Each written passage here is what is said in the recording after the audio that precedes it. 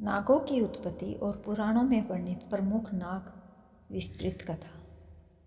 भारतीय धर्म ग्रंथों में नागों का वर्णन अत्यंत प्राचीन काल से मिलता है। शेषनाग, वासुकी, तक्षक, कंकोटक, धृतराष्ट्र और कालिया जैसे अनेक शक्तिशाली नागों का इतिहास केवल पौराणिक कथाओं का हिस्सा नहीं है, बल्कि इसमें ब्रह्मांडीय संतुलन, धर्म और अध्यात्म की गहराई छिपी हुई है।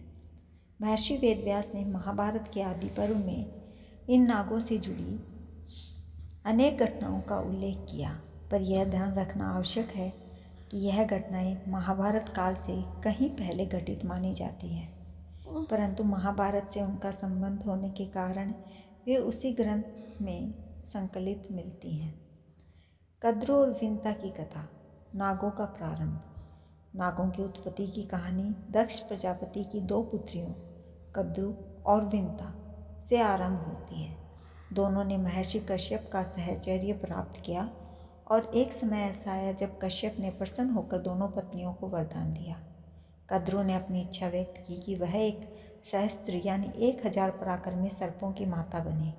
दूसरी ओर विंता ने केवल 2 पुत्रों की अभिलाषा की, पर उन्होंने अपने पुत्रों के अद्वितीय बल, रूप और तेज का वर मांगा, जो कद्रू की संतानों से भी श्रेष्ठ हो। समय बीतने पर कद्रू द्वारा दिए गए 1000 अंडों से तेजस्वी सर्प उत्पन्न हुए। विंता के 2 अंडे अत्यंत धीरे विकसित हुए और बाद में उन्हीं से गरुड़ और अरुण का जन्म हुआ, जो दिव्य शक्तियों से संपन्न माने जाते हैं। नागवंश की उत्पत्ति वहीं से शुरू होती है और आगे चलकर अनेक प्रसिद्ध नागों का उल्लेख पुराणों में मिलता है, जैसे वासुकी, शेष, कारकोटक, तक्षक, पिंगल, पद्म, नागेश्वर आदि। कद्रू के पुत्रों में सबसे महान माने जाते हैं शेषनाग, जिन्हें अनंत नाम से भी जाना जाता है।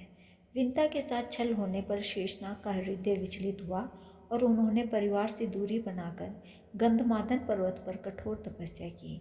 उनकी निर्भीक और धर्मपरायण तपस्या से प्रसन्न होकर ब्रह्मा जी ने उन्हें ऐसा वर दिया कि तुम्हारी बुद्धि सदैव धर्म का मार्ग अपनाएगी और तुम सृष्टि के संतुलन में महत्वपूर्ण भूमिका निभाओगे। ब्रह्मा ने शेष को यह भी बताया कि पृथ्वी सदैव कंपन से विचलित रहती है। तब शेषनाग ने संपूर्ण पृथ्वी को अपने फन पर धारण किया और उसे स्थिरता प्रदान की। शेषागर में भगवान विष्णु शेषनाग के विशाल आसन पर विराजमान होते हैं। यही कारण है कि शेष को अनंत अर्थात अंतहीन शक्ति का प्रतीक माना जाता है।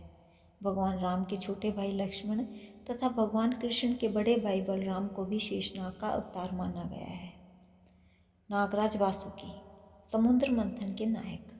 वासुकी को नागों का राजा कहा जाता है। वे कद्रू और कश्यप की संतान थे। वासुकी का जीवन धर्म, भक्ति और पराक्रम का संगम है। जब कद्रू ने क्रोध में आकर अपने ही नाग पुत्रों को श्राप दिया कि वे भविष्य में सर्प यज्ञ में भस्म होंगे, तो वासुकी अत्यंत दुखी हो गए। तभी एलापत्र नामक नाग ने उन्हें संकेत दिया कि जरत्कारु नामक ऋषि और वासुकी की बहन जरत्कारु के पुत्र ही इस विनाश को रोक पाएंगे। वासुकी ने अपनी बहन का विवाह ऋषि से करवाया और समय आने पर उनसे आस्तिक का जन्म हुआ।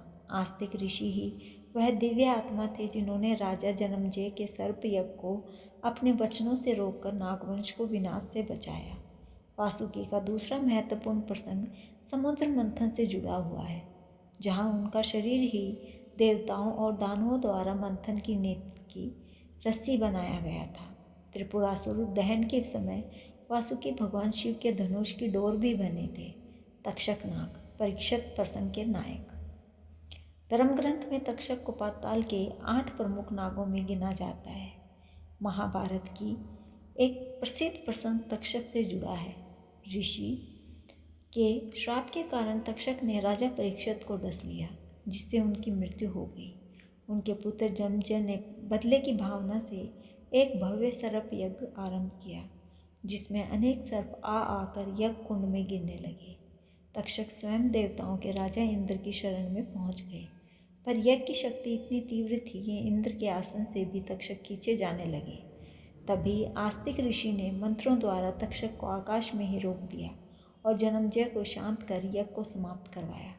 माना जाता है कि तक्षक भगवान शिव के गले में लिपटे हुए उसी धर्म रक्षा का प्रतीक रूप में दर्शाए जाते हैं। करकोटक नाग शिवगण और धर्म रक्षक। करकोटक सर्पों में विशेष स्थान रखते हैं। कद्रु के श्राप के बाद कई नाग भयभीत होकर अलग अलग स्थानों पर तप करने लगे। कंबल नाग ब्रह्मलोक, शंखचूड़ मणिपुर राज्य, कालिया यमुना में, धृतराष्ट्र प्रयाग में और अन्य नाग कुरुक्षेत्र पहुँचे। करकोटक महाकाल वन में स्थित एक दिव्य शिवलिंग की आराधना करने लगे।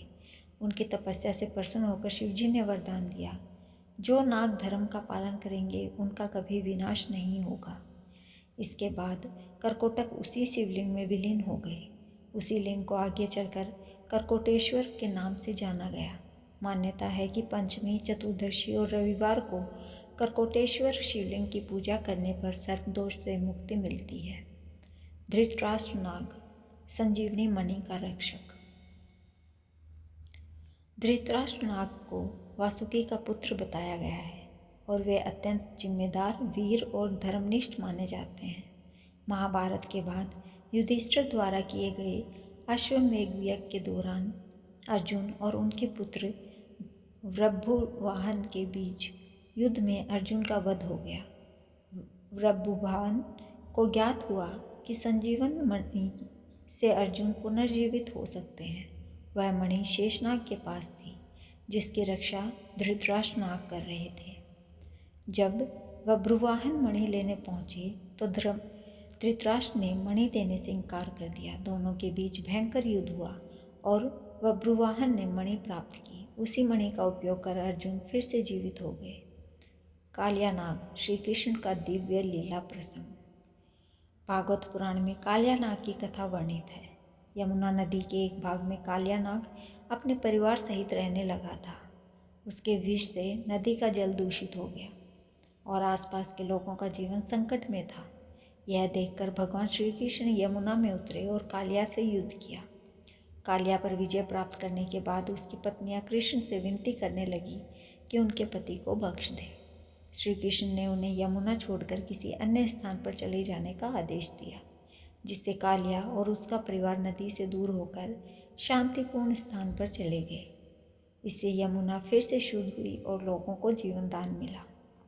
अगर आपको नागों की यह दिव्य कथा ज्ञानवर्धक लगी हो तो वीडियो को लाइक और शेयर जरूर करें। हमारे चैनल धर्म ज्ञान से जुड़कर रोजाना ऐसे ही दुर्लभ पौराणिक तथ्य और आध्यात्मिक ज्ञान प्राप्त करें। बेल आइकन दबाना न भूलें ताकि कोई भी नया वीडियो आपसे छूट न जाए।